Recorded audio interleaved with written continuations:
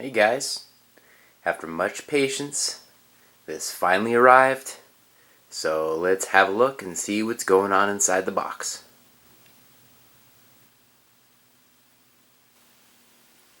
Alright, so this is what's going on inside the box. As you can see, it fits in there quite nicely.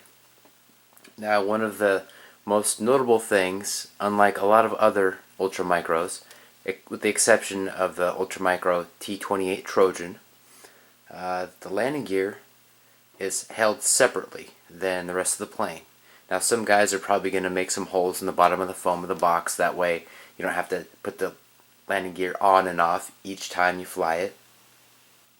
Myself personally, I probably won't make that change, but we'll see. We'll see how often I fly it. I think that I'm probably going to reserve this for those flying days where I just want a special treat to fly. This probably isn't going to be terribly exciting to fly, but we'll see. We'll see what happens. As you can see, everything comes in the box. It's pretty much 100% assembled except for the landing gear, and we'll get into that a little bit more later on. And you can see that right here, instead of being on the underside of the box like what is typical of all the other earlier versions of the microplanes on both the E-Flite as well as the Park Zone, the manual is on the bottom of the box, so this makes it a lot easier to find and not miss quite as easy. That way you can make sure to read up on it, which everyone should do. Here is a closer look at the landing gear. As you can see, there is some fixed landing gear as well as some false retracted looking landing gear that you put on while you are flying it without the gear on if you're going to belly land it. And that is most likely how I'm going to Maiden this plane, weather permitting of course. You can also see that the battery compartment cover is not attached. And I think that probably has to do with a space consideration within the box. This is a much larger box than the other ultramicros that I've purchased and seen. In fact, this may even be the largest ultramicro that goes into its box. I've got the ultramicro Radian, UMX Radian, and it really doesn't go back in its box, at least quite like this. The next thing that stood out to me was that, similar to the other ultramicro planes that you may or may not have had, now also, as far as that goes, if you're not used to flying ultramicros, this may not be the one for you. This is an intermediate level ultramicro. It flies like a Flying Fortress from what all the reports have been so far, and I'm pretty sure my Maiden's going to confirm that. And of course, in the post-flight review notes, we'll cover that and we'll address that and see if maybe it's the pilot skills of the folks or it's just the plane itself, and that'll flesh itself out as we continue on.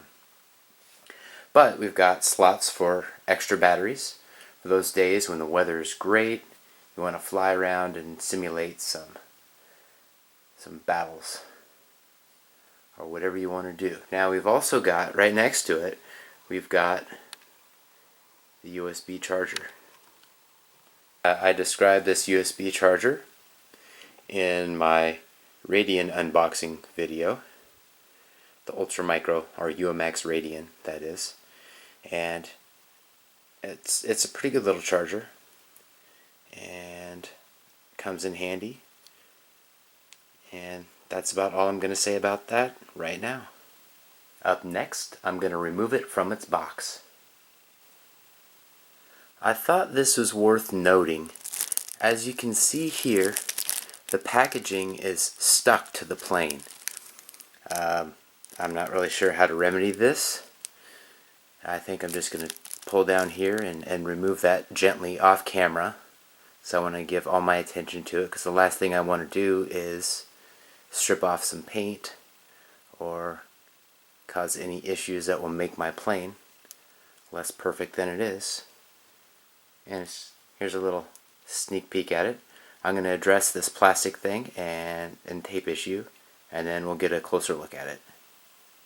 Alright, that crisis was averted, thankfully. Here is a look at this plane. Looks beautiful.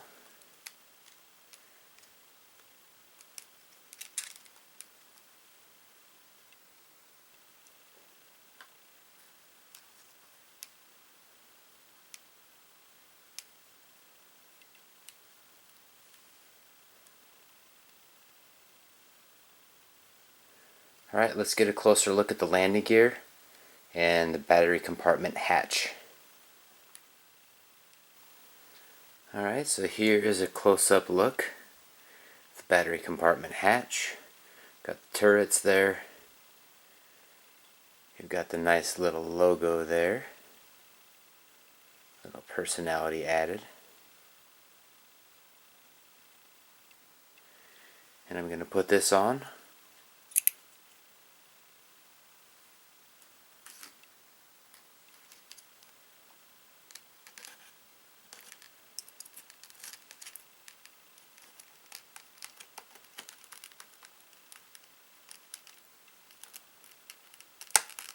There we go.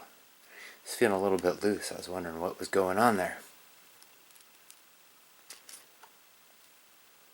Beautiful.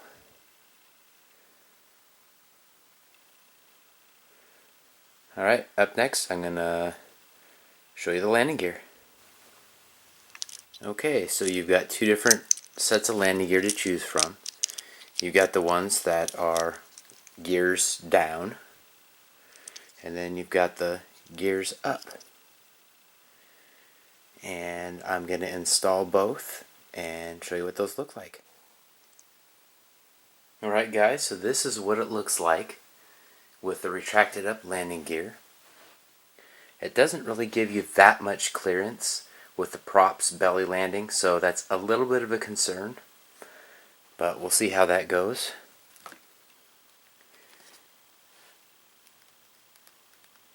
Here's what it looks like with those on.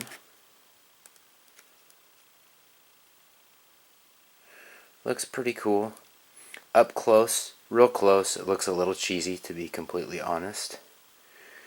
But I think when it's in the air, it's going to look pretty damn cool. Alright, we're going to look at the gear down landing gear next. Alright folks, that's what it looks like with the gear down. Now, you would think that would be an easy thing to do, just pop them in. Well, it wasn't. Even after putting in the geared up landing gear down first, it was not. I had to break out the needle nose pliers. In fact, I've taken virginities with less effort than that. So it tells you how tight of a fit that is. And what I found is pushing down on it, you're pushing down on one of the sections of the wings where you've got the motor compartment, and it feels pretty weak and soft. So I highly recommend using some needle nose pliers, at least until you get used to it. Because the last thing you want to do is compress the motor compartment and smash your plane. It's way too pretty to do that. Here's another look at the gear down that's sitting on the box. And here is yet another look at it with the gear down. Up next, I'm going to show you one of the accessories, and then I'm going to bind it and you get to hear the motors work. Here is a closer look at its battery, and what you'll notice is that its shape doesn't allow it to charge in the traditional chargers, including the USB charger that comes with it. So we've got this little extender cord here. So this will fit in the traditional charging port. I've got a 4-port charger. If you look on my channel, you'll see the review that I did on it. It actually came with my MSR helicopter, so I didn't pay for it. But you'll also get the review if you do want to buy it and aren't able to get it with the purchase of some other vehicle or aircraft or whatever you want to call it. So there's a look at the battery and the charging extender.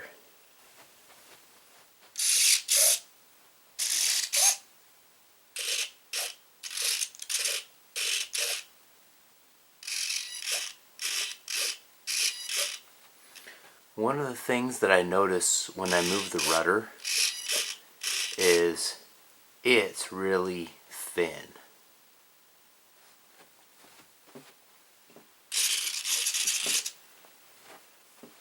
I see that as a significant potential weak point.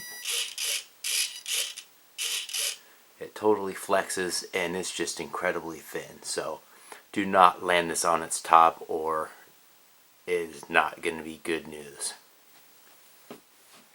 Okay, so let's have a listen to those motors.